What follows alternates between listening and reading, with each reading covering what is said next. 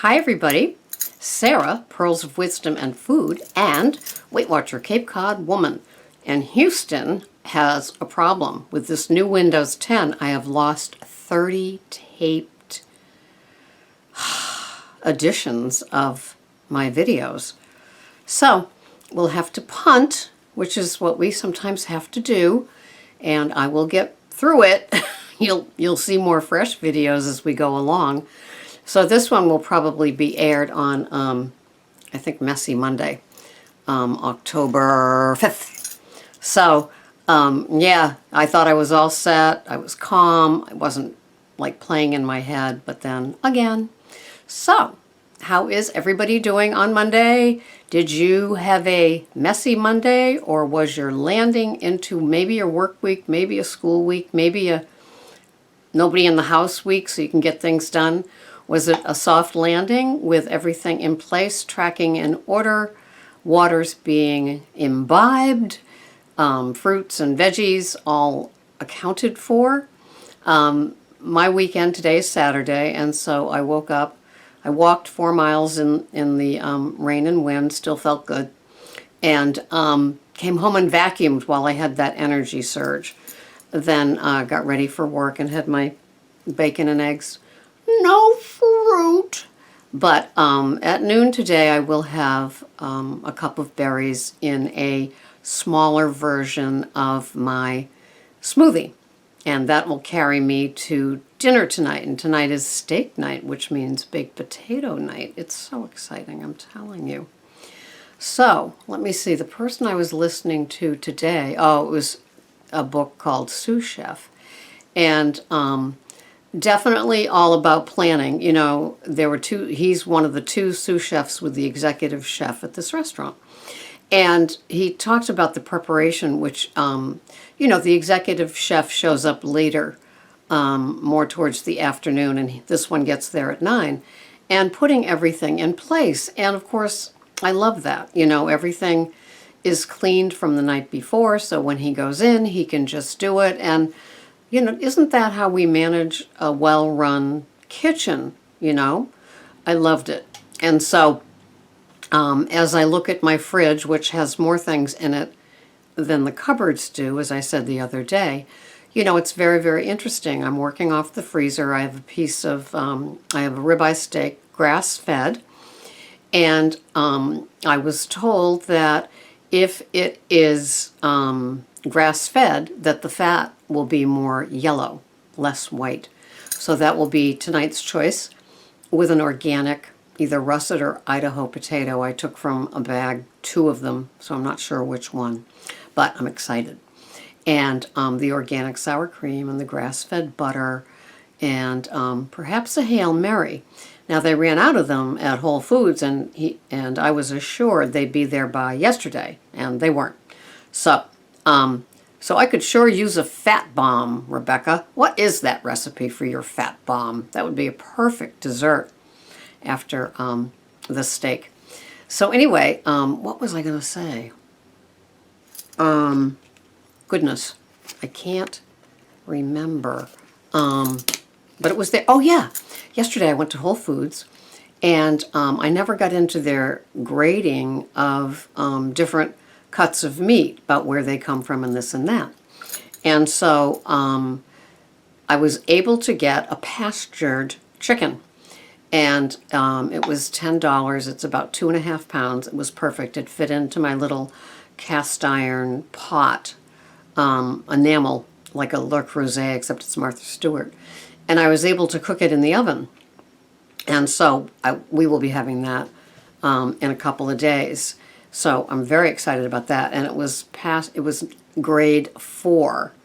And so that is pasteurized with a whole bunch of things after it at Whole Foods. I was going through their coupon book for October, and there is a grade 5 gluten-free ham, like a deli ham, that I will be getting a pound of as well. And that's level 5, so that must be even more things. Probably no nitrites or nitrates added to it. I will also be getting today the Vermont cured bacon from BJ's, which is also no nitrates and no nitrites and no nitrates. And I just cooked up 2 packages of it. It's 10 ounces to have in the house to go with the eggs in the morning. So this is all very exciting. Not having the fruit till noontime is very new for me, as most of you know. I was a big honkin' bunch of berries, 2 cups of berries in the morning.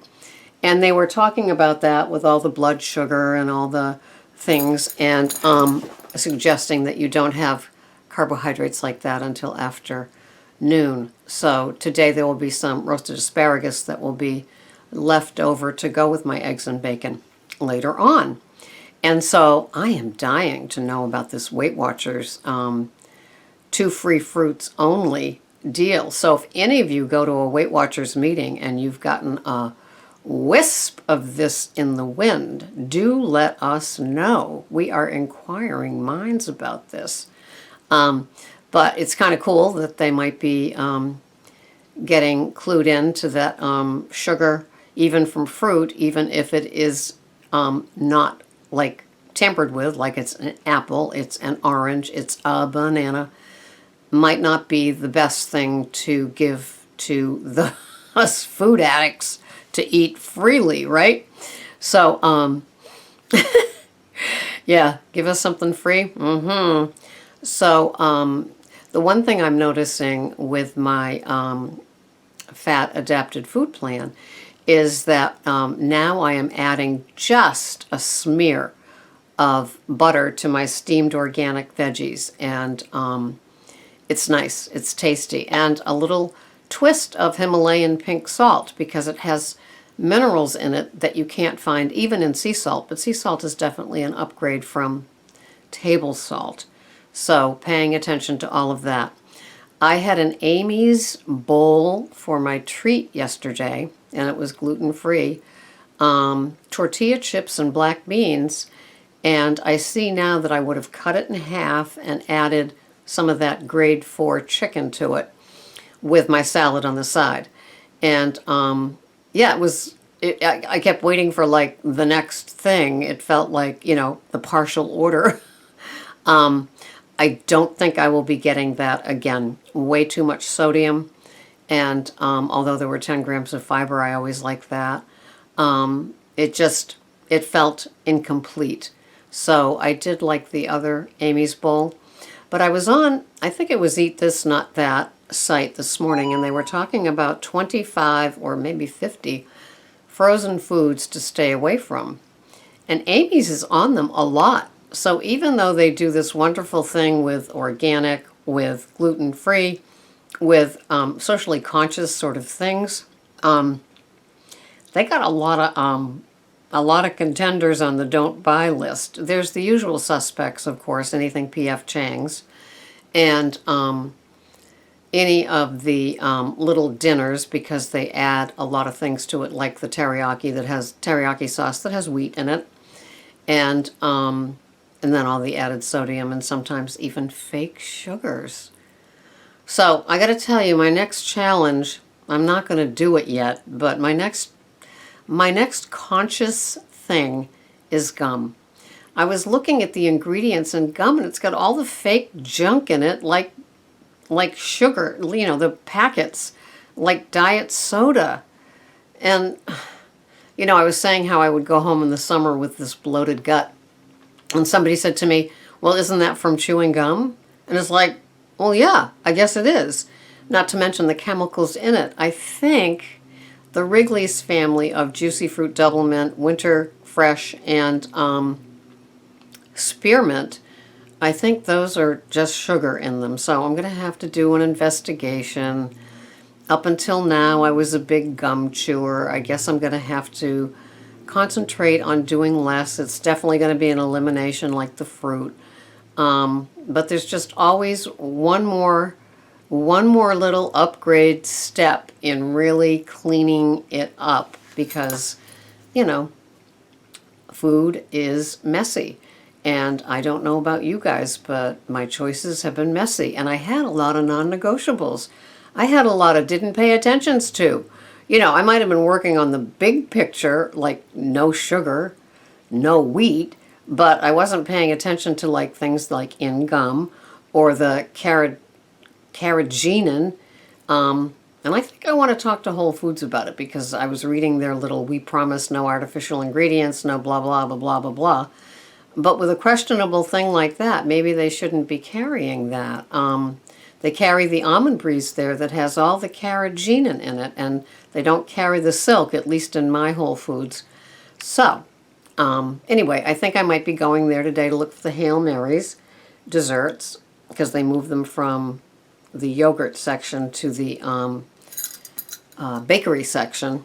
And so I'll be checking that out. I also want to look at the different grades of the meats that they offer. I thought that that's kind of fascinating, and there's always places to learn.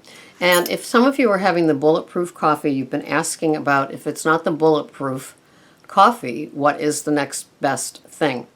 So Dave does go through it in his Bulletproof book, and he talks about buying organic, but then there's an upgrade from that, finding a local coffee roaster and buying their organic versions, and then there's an upgrade from that, like finding those little shishi coffee type shops where they don't employ people, they educate people to help discerning tastes and needs, and to go to one of those and get your organic roasted needs met because of the different things, the toxins, and also the mold. So we can continue to upgrade here forever. I think this is going to be a long, long journey. There are so many places to tweak and upgrade, and I love it. It's like going from olive oil to extra virgin, cold-pressed olive oil. You know, that's just kind of a synopsis of what it is. And when he talked about dairy products, you know, if you can go into Cumberland Farms and buy it, it's going to have crap in it. It's going to be overprocessed. The homogenization takes so much stuff out. There's just so many unquestionable. And, oh, the other thing he said about coffee is that don't buy blends because you're not sure where the blends come from. And so there could be some lag time in blending the coffee, if you see what I mean. So some could be sitting in a warehouse, perhaps gathering some mold, waiting for the other coffee from the other country that they blend. So if you can buy just straight whatever it is, your type of bean, that's a healthier choice as well. See, I'm telling you, it just, you think you got it, and then you read another chapter. So let's not have a messy Monday. Let's have a nice Monday where things are planned, things are in your tracker, things are in your lunch that you're taking, whatever program, whatever plan you're following, and you're willing to do the upgrades to have a more optimal choice of what goes in your body. You know, it's worth it. It's worth it. Smaller portions, higher quality, high density. It works. It works for me. It's working for others. And so I know that this one will show up somewhere in my videos. It's the other 30 that I had that I began to tape in September for October, and I can't find them. Where? Anyway, have a wonderful day. This has been Sarah. Until the next time, bye-bye for now.